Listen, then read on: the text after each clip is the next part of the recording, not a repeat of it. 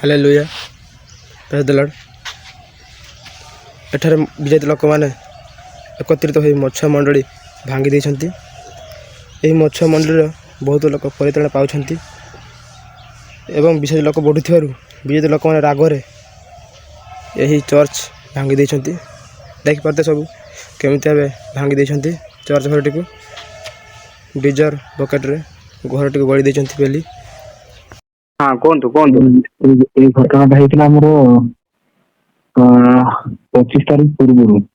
Okay 25 ତାରିଖ ପୂର୍ବ ରବିବାର ଦିନ ଯୋଉ ରବିବାରଟା ଥିଲା ସେତେବେଳେ କଣ ହେଇଥିଲା, ଆମର ବିଶ୍ୱାସୀ ମାନେ ଆସିକି ମଣ୍ଡଳୀରେ ସବୁ ଥିଲେ। ଆଚ୍ଛା ଆଉ ସେତେବେଳେ ଗାଁ ଲୋକ ଯାକ ସବୁ ଆସିଲେ।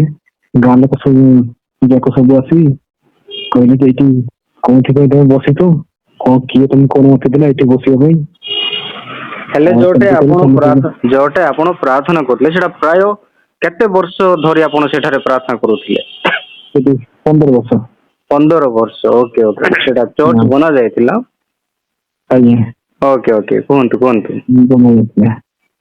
ଦେଇକି ସେମାନଙ୍କୁ ସମସ୍ତଙ୍କୁ ତୋଳିଦେଲେ। କିଏ ତମକୁ ଅନୁମତି ଦେଲା ଏଇଠିକି ଟିକେ ଆସିବା ପାଇଁ? ଭାଇ ଟିକେ ସାଉଣ୍ଡ ଟିକେ ବଢିଆରେ କୁହନ୍ତୁ। ବଢେଇକି କୁହନ୍ତୁ।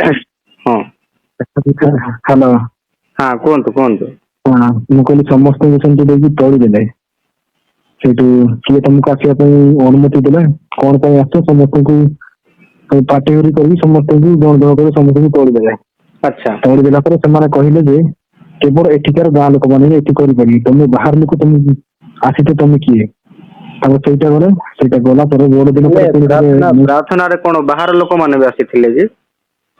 ଆଜ୍ଞା, ବାହାର ଲୋକମାନେ ଅଲଗା ଗ୍ରାମରୁ। ଅଲଗା ଗ୍ରାମରୁ, ଆମ ଭାରତର ଲୋକ, ଆମ ଓଡିଶାର ଲୋକ, ଗାଁ ଲୋକ ତ? ହଁ ଓକେ ଗାଁ ଓକେ ଲୋକ, ଗୋଟେ ପଞ୍ଚାୟତର ଲୋକ, କିନ୍ତୁ ଆଚ୍ଛା ଅଲଗା ସାହିରୁ ଆସିଥିଲେ। ଓକେ ଓକେ, ମୁଁ ବୁଝିପାରିଲି, ଅଲଗା ଗ୍ରାମରୁ। ଓକେ ହଁ ଅଲଗା ଗ୍ରାମରୁ ଆସିଥିଲେ। ସେମାନଙ୍କୁ କହିଲେ ନା କେବଳ ଏଠିକାର ଲୋକ ହିଁ ଏଠି କରିପାରିବେ, ତମେ ବାହାରୁ ଆସିବା ପାଇଁ ତମେ କିଏ? ସେ କଥା କହିକି ସେମାନଙ୍କୁ କଣ କଲେ, ସେମାନଙ୍କୁ ତୋଳିଦେଲେ। ତୋଳିଦେଲା ପରେ ତା ନେକ୍ସଟ ରବିବାର ଦିନ ବି ଆମେ ବସିଛୁ ସେଠି ହେଲେ କେବଳ ଗାଁ ଲୋକମାନେ ବସି। ହେଲେ ତାଙ୍କେ କହିବା କଥା ଯେ ତମେ ଖାଲି ଗ୍ରାମର ଲୋକ, ଅନ୍ୟ ଗ୍ରାମର ଲୋକ କାହିଁକି ଆସୁଛ? କଣ କେବଳ ସେମାନେ ଗ୍ରାମ ସମ୍ବିଧାନ ଜାଣିନାହାନ୍ତି କି? ଭାରତର ସମ୍ବିଧାନ ଆମକୁ ଅଧିକାର ଦେଇଛି, ଭାରତର କୌଣସି ବ୍ୟକ୍ତି କୌଣସି ଜାଗାରେ ମାନେ ଭ୍ରମଣ କରିପାରିବ, ଯାଇପାରିବ, ତାକୁ କେହି ରୋକଟୋକ କରିପାରିବେ ନାହିଁ। ସେ ତ ଖରାପ କାମ ପାଇଁ ଆସୁନାହାନ୍ତି ନା। ଓକେ କୁହନ୍ତୁ କୁହନ୍ତୁ। ସେମିତି ହେଲା ଦେଇକି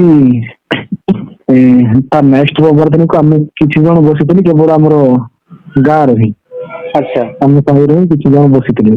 ପୁଣି ଥରେ ସେମାନେ ଆସିଲେ, ପୁଣି ଥରେ ସେମାନେ ଏମିତି ଧମକ ଚମକ ଦେଲେ। କଣ ପାଇଁ ବସିଛ? କଣ ତମକୁ ମନା କରାଗଲା ସେଇଦିନ ଆସିକି? ତମକୁ ମାଡ ହଉଛି ଦିନେ ଆମର ଗାଡି କଲେ। ତାପରେ ଗଲେ ଆଚ୍ଛା ତାପରେ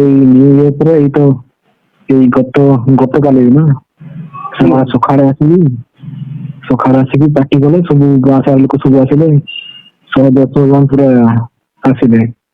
ତାପରେ ଆସିକି ସେମାନେ ଏଇଠି ଭାଇ ପାଟି କରି ମୋବାଇଲ ଟିକେ ନାଇଁ ଯେ ମାନେ ମୁଖ ପାଖକୁ ଟିକେ କରନ୍ତୁ, ଯାହା ଦ୍ଵାରା ମତେ ଭଲରେ ଶୁଭାଯିବ। ଓକେ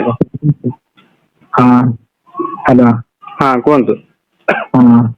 ମାନେ ଗତକାଲି ଆମର ସବୁ ଆମର ଆଖପାଖ ଗ୍ରାମ ଯେତିକି ଥିଲା, ଆଚ୍ଛା ସେ ଜାଗାରେ ସମସ୍ତେ ପଳେଇ ଆସିଲେ। ସବୁ ପଳେଇ ଆସିଲେ, ସମସ୍ତ ଗାଁ ଲୋକମାନେ ସମସ୍ତେ ପଳେଇ ଆସିକି ଆମର ସେ ବାପା ଥିଲେ ଘରେ, ତାଙ୍କୁ ପାଟି ଦେଇଥିଲେ। ସମସ୍ତେ ଘେରିକି ତାଙ୍କୁ ଦୁନିଆ କଥା କହିଲେ। ଦେଇକି ଘରଟା ଭାଙ୍ଗିବା ପାଇଁ ତାଙ୍କୁ କହିଲେ। ଘରଟା ଭାଙ୍ଗ ବୋଲି ତାଙ୍କୁ କହିଲେ। ଯେତେବେଳେ ସେ ମନା କଲେ, ତାକୁ ଜବରଦସ୍ତ କରିକି ସେ ଘର ଉପରକୁ ଉଠା କରେଇଲେ। ଫଟୋ ମୋଟ ନେଲେ। ତାପରେ ଫଟୋ ମୋଟ ନେଇ ସାରିଲା ପରେ ସେମାନେ କଣ କଲେ ନା ଜେସିପି ଡାକିଦେଲେ। ଜେସିପି ଡାକି ଦେଇକି ଘରଟାକୁ ପୁରା ଆମ ଉପରେ ମାଟିରେ ମିଶେଇ ଦେଲେ। ହେଲେ ଆପଣଙ୍କର ଘର ନା ଚର୍ଚ୍ଚ ଘର? ସେଇଟା ଚର୍ଚ୍ଚ ଘର। ହଁ ଚର୍ଚ୍ଚ ଘରକୁ ସେମାନେ ଜେସିପି ଡାକିକି ଭାଙ୍ଗିଦେଲେ, ଗାଁ ଲୋକମାନେ ନାଇଁ କି? ହଁ ଓକେ, ଆହୁରି କିଏ କୌଣସି ସଂଗଠନ, ବଜରଙ୍ଗ ଦଳ କୌଣସି ଲୋକ ଆସିଥିଲେ କି? ସେଠି ମିଶିଥିବେ, କିନ୍ତୁ ଗ୍ରାମ ଲୋକ ସବୁ ଅଧିକାଂଶ ଥିଲେ। ଓକେ ଓକେ, ଗାଁ ଲୋକମାନଙ୍କୁ କେହି ଶିଖେଇଥିବ। ଓକେ, ହଁ ପୂର୍ବରୁ ତ ସବୁ ସେମାନେ ସେମିତି କଲେ। ଆପଣଙ୍କ ସହିତ ମିଶିକି ରହୁଥିବେ। ହୁଁ? ହଁ ପୂର୍ବରୁ ସବୁ କିଛି ଠିକ ଠାକ ଥିଲା, ସବୁ ଭଲ ଯଦି ଥିଲା। ପୂର୍ବରେ ସମସ୍ତେ ମିଶିକି ଥିଲେ, ତେବେ ମଝିରେ କେହି ଗୋଟେ ଆସିକି ବିଷ ବୁଣି ଦେଇଛି ଆଉ। ସେମାନେ ଖ୍ରୀଷ୍ଟିଆନ, ତମେ ହଁ ହିନ୍ଦୁ, ଏମିତି ସେମିତି ବୋଲି ଅଲଗା କଥା କହିଥିବେ। ହଁ ଓକେ।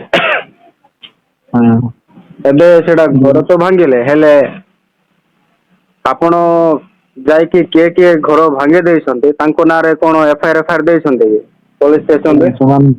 ସେମାନଙ୍କ ନାଁରେ ଏଫଆଇଆର ଦେଇଛୁ। ତାପରେ ଏଫଆଇଆର ଦେଲା ପରେ ପୋଲିସ ଷ୍ଟେସନରେ କହିଲେ ହଉ ଆମେ ତାକୁ ଇନଭେଷ୍ଟିଗେସନ କରିକି ଆମେ ଜଣେଇବୁ ଆଉ। ଓକେ ତାପରେ ଯୋଉ ହଁ ଓକେ, କେସ୍ କୁ ଟିକେ ସେଥିପାଇଁ ଷ୍ଟ୍ରଙ୍ଗ କର। କେସ୍ କୁ ଟିକେ ଷ୍ଟ୍ରଙ୍ଗ କର। ଆଜ୍ଞା ଓକେ, ଆଡଭୋକେଟ ଯଦି ହବ, ଓକିଲଙ୍କୁ ଧର। ଓକିଲ ମାନେ ଭଲ ଆଇନ କାନୁନ ଜାଣିଛନ୍ତି। ଆଉ ହଁ ଗୋଟିଏ ଧାର୍ମିକ ସ୍ଥଳକୁ ଗାଁ ଲୋକମାନେ ଏକତ୍ରିତ ହେଇକି କାହିଁକି ଭାଙ୍ଗିଲେ, ଏତେ ବର୍ଷ ଧରି ପ୍ରାର୍ଥନା ହଉଥିଲା, ପୂର୍ବରୁ ତ ସେମାନେ ହଁ ବିରୋଧ କରୁନଥିଲେ, ଏବେ କାହିଁକି ହୁଁ କେମିତି କୋଉ ପରିସ୍ଥିତିରେ ସେମାନେ ବିରୋଧ କଲେ? ଭାରତର ସମ୍ବିଧାନ ତ ସମସ୍ତଙ୍କୁ ଅଧିକାର ଦେଇଛି ସ୍ଵ ଇଚ୍ଛାରେ ପ୍ରାର୍ଥନା କରିପାରିବେ, କିନ୍ତୁ ଏମିତି ହୁଁ ଗୋଟିଏ ଆପଣଙ୍କ ସହିତ ମାନେ ଆପଣଙ୍କର ବିଶ୍ୱାସ କୁ ଆଘାତ କଲା ପରେ ଗାଁର ଲୋକମାନେ ଉଠିକି ବିରୋଧ କରିଛନ୍ତି, ଯାହା ଏକ ହୁଁ ଲଜ୍ଜାଜନକ ବିଷୟ ଭାରତର ସମ୍ବିଧାନ ଅନୁସାରେ ମଧ୍ୟ। ହେଲେ ଆଗକୁ ହୁଁ ସେଇ ଗାଁ ଲୋକମାନେ ଆପଣଙ୍କୁ କଣ କହୁଛନ୍ତି? ଆଗକୁ ଏବେ ଯାଇଥିଲୁ, ଆମର ପୋଲିସ ଷ୍ଟେସନ ଯାଇଥିଲୁ, ସେଠି ଆମର ସେମାନେ ଆସିଥିଲେ, ଆମେ ଯାଇଥିଲୁ। ହୁଁ ହୁଁ ସେମାନେ ସେଠି ପୋଲିସ ତାଙ୍କ ସପକ୍ଷରେ ହିଁ ରହିଲା।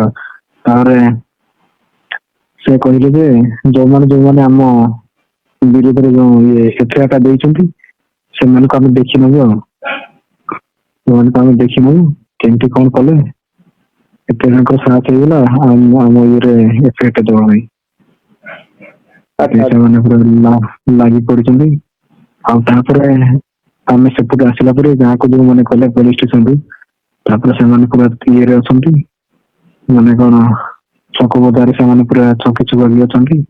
ତାପରେ କିଛି ଆରଏସଏସ ଲିଡର ଆରଏସଏସ ବଡ ଲିଡର କିଛି ଆସିଥିଲେ। ସେମାନେ ସେଠି ମିଟିଂ ଫିଟିଂ କରୁଥିଲେ। କଣ ଯାକ କରିବେ ବୋଲି ସବୁ ଇଏରେ ଅଛନ୍ତି ଆଉ।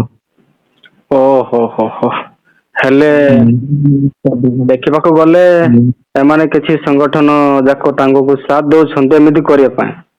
ହଁ ସଂଗଠନ ବାଲା ବି ଆସିଥିଲେ, ତାପରେ ଆମର କିଛି ଆମର ପଲିଟିକାଲ ପାର୍ଟିରୁ ବି କିଛି ଜଣ ଥିଲେ। ହୁଁ ଆଚ୍ଛା, ପୋଲିସ ଷ୍ଟେସନରେ ଆଉ ଏପଟେ ଆଜିକାଲି ଆମେ ଆଜିକାଲି ରାଜନୀତି କରୁଥିବା ଲୋକମାନେ ବି ଧର୍ମ ନୀତି କରିବା ଆରମ୍ଭ କଲେଣି। ହଁ ଓକେ ଓକେ ଓକେ, ଠିକ ଅଛି ଭାଇ, ହୁଁ, ମୁଁ ବୁଝିପାରିଲି। ଠିକ କିନ୍ତୁ ହଁ ନିଶ୍ଚିନ୍ତ ଭାବରେ ଏ ବିଷୟକୁ ନେଇ ଆମେ ପ୍ରାର୍ଥନା କରିବା। ଆଉ ଭାରତର ହଁ ଆଇନ ଅଛି, କାନୁନ ଅଛି, ହୁଁ, ଆଉ ନିହାତି ଭାବରେ ଉପରେ ଆକ୍ସନ ହେବା ଦରକାର। ହଁ ଆଉ ମୁଁ ଭିଡିଓ ମାଧ୍ୟମରେ ଆମ ଓଡିଶାର ମୁଖ୍ୟମନ୍ତ୍ରୀ ମୋହନ ଚରଣ ମାଝୀଙ୍କୁ ମଧ୍ୟ ଅପିଲ କରିବା ପାଇଁ ଚାହିଁବି ଯେ ହଁ ଏଇ ପ୍ରକାରେ ବିଷୟକୁ ଗୋଟେ ଧାର୍ମିକ ଆସ୍ଥା ବିଶ୍ଵାସ ଯେଉଁ ଦେଶରେ ଧର୍ମ ନିରପେକ୍ଷ ରାଷ୍ଟ୍ର ବୋଲି କୁହାଯାଏ, ଗୋଟିଏ ହଁ ଧର୍ମକୁ ମାନେ ଧର୍ମର କିଛି ମାଇନରିଟି ଲୋକମାନଙ୍କୁ ଦେଖିକି ନିଜର ସାହସ ବଳ ଦେଖେଇକି ସେମାନଙ୍କ ଉପରେ ଆକ୍ରମଣ କରିବା କେତେ ଦୂର ଆଇନ ସଙ୍ଗତ, ତାହା ଆମେ ମୋହନ ମାଝିଙ୍କୁ ପଚାରିବା। ତାପରେ ଏହି ଉପରେ ମୋହନ ମାଝୀ କେତେ ଭାବରେ ଆଇନ ଅନୁସାରେ ସେମାନଙ୍କ ଉପରେ କାର୍ଯ୍ୟାନୁଷ୍ଠାନ ଗ୍ରହଣ କରୁଛନ୍ତି, ତାହା ମଧ୍ୟ ଆମେ ମାନେ ଅପେକ୍ଷାରେ ରହିବା। ଓକେ। ହଁ ତାପରେ ହଁ ସାର୍, ତାପରେ ଆମର ଯୋଉ ଆମେ ତାଙ୍କ ଉପରେ ଯୋଉ ଏଫଆଇଆର ଦେଲୁ, ଆଉ ସେଇଟାକୁ ନେଇ କଣ କହ ନା ଗାଁ ଲୋକମାନେ ଆଉ ଆମ ଉପରେ ଗୋଟେ ଏଫଆଇଆର ଦେଲେ ଯେ ଆମେ ଜବରଦସ୍ତ ଯାଇକି ସେମାନଙ୍କୁ ଧର୍ମ ପରିବର୍ତ୍ତନ କରଉଥିଲୁ। ଆଉ ସେମାନଙ୍କୁ ଡାକିଥିଲୁ, ଆମ ପାଖରେ ଏତେ ଟଙ୍କା ଅଛି ଆଉ ତମେ ଆସ, ଆଉ ଆମେ ତମକୁ ପଇସା ଦବୁ, ଚାଉଳ ଦବୁ କହିକି ସେମାନେ ସେଇଟା ଗୋଟେ ମାନେ ମିଛରେ ଗୋଟେ କେସ୍ ଟା ଦେଇଦେଲେ। ନାଇଁ ସେମାନଙ୍କର ତ ଗୋଟେ ଅଭ୍ୟାସ, ଆଉ ସେମାନେ ନିଜର ଭୁଲକୁ ହଁ ଲୁଚେଇବା ପାଇଁ ଖ୍ରୀଷ୍ଟିଆନ ମାନଙ୍କୁ ଆରୋପ ଲଗେଇବେ, ଯେମାନେ ହଁ ଟଙ୍କା ଦଉଥିଲେ ପ୍ରଲୋଭନ ଦଉଥିଲେ, କିନ୍ତୁ କେସ୍ ଯେତେବେଳେ ହୁଏ ହଁ ସମସ୍ତ ତଥ୍ୟ ପ୍ରମାଣ ଆଧାରରେ ଏଭିଡେନ୍ସ ଅନୁସାରେ ହଁ ହେବା ଦରକାର, ତେବେ ହଁ ସେମାନେ ମଧ୍ୟ ଆପଣ ମାନେ ଯଦି ଟଙ୍କା ପଇସା ପ୍ରଲୋଭନ ଦେଇକି ଲୋକମାନଙ୍କୁ ଜବରଦସ୍ତ କରୁଥିଲେ, ତାହାର ପ୍ରମାଣ ସେମାନଙ୍କ ପାଖରେ ଥିବ ନା। ପ୍ରମାଣ ଆଧାରରେ ସେମାନେ କଥା ହେବେ। ଆଉ ଗୋଟେ ଆପଣଙ୍କ ଏରିଆରେ କିମ୍ବା ପାଷ୍ଟର ମାନେ କୌଣସି ଅଛନ୍ତି, ମୁଁ ଆପଣଙ୍କୁ ସଜେସନ କରିବି ମାନେ ଗୋଟେ ଭଲ ଆଡଭୋକେଟ କୁ ଧରନ୍ତୁ ଯିଏକି ଆମ ଖ୍ରୀଷ୍ଟିଆନ କମ୍ୟୁନିଟି ହେଇଥିବ। ଓକେ, ନଚେତ ଚିଟିଂ ହବ। ଆଉ ଏଇ ବିଷୟକୁ ଟିକେ ସିନସିୟରଲି ମାନେ ଆଗକୁ ମାନେ ବଢିବାର ଅଛି ଏ ସମସ୍ତ ବିଷୟକୁ ନେଇକି, ଯାହା ଦ୍ୱାରା ଆଗକୁ ଖ୍ରୀଷ୍ଟିଆନ ମାନଙ୍କ ଉପରେ ଏମିତି ଅତ୍ୟାଚାର ନ ହୁଏ।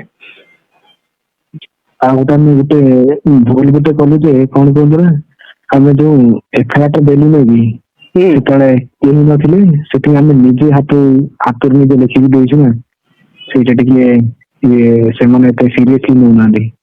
ନାଇଁ, ଆପଣ ନିଜ ହାତରୁ ଲେଖିକି ଦେଲେ କି ପୋଲିସ ଲେଖିଲେ, ଘଟଣା ଟା ମେନସନ କରାଯାଉଛି ନା, ସେଇ ବିଷୟ ଅଲରେଡି ଦେଖା ଯାଉଛି। ଆଉ ସେଇ ବିଷୟକୁ ଯଦି ପୋଲିସ ଆଇନ ଅନୁସାରେ କାର୍ଯ୍ୟ କରିବ ନାହିଁ, ତେବେ ପୋଲିସ ଉପରେ ମଧ୍ୟ ଆଇନ ଅଛି। ଓକେ, ପୋଲିସ ଆମକୁ ସୁରକ୍ଷା ଦେବା ପାଇଁ ଅଛନ୍ତି, ନା କି ଦେଖୁ ଦେଖୁ ଅଣଦେଖା କରିବା ପାଇଁ। ଓକେ, ଦେଖିବା ପୋଲିସ ମଧ୍ୟ କେତେ ପରସେଣ୍ଟ ମାନେ ରାଜନୈତିକ ଚାଲରେ ରହୁଛି ନା ଆଇନ ଅନୁସାରେ ସେମାନେ କାର୍ଯ୍ୟ କରୁଛନ୍ତି, ତାହା ମଧ୍ୟ ଆମେ ଦେଖିବା। ଓକେ ଓକେ, ଥ୍ୟାଙ୍କ ୟୁ ଭାଇ, ମୁଁ ବୁଝିପାରିଲି ଘଟଣାଟା। ଆଉ ଏ ସମସ୍ତ ବିଷୟକୁ ନେଇ ନିହାତି ଭାବରେ ଗଣମାଧ୍ୟମରେ ଆମେ ଖବରକୁ ପ୍ରସାରଣ କରିବୁ। ଓକେ ଭିଡିଓ କରି ଟିକେ ଲିଙ୍କ ଟା ଟିକେ ପଠେଇବେ। Okay, sure. Okay, thank you so much ଭାଇ। ପ୍ରେଜ୍ ଦି ଲର୍ଡ।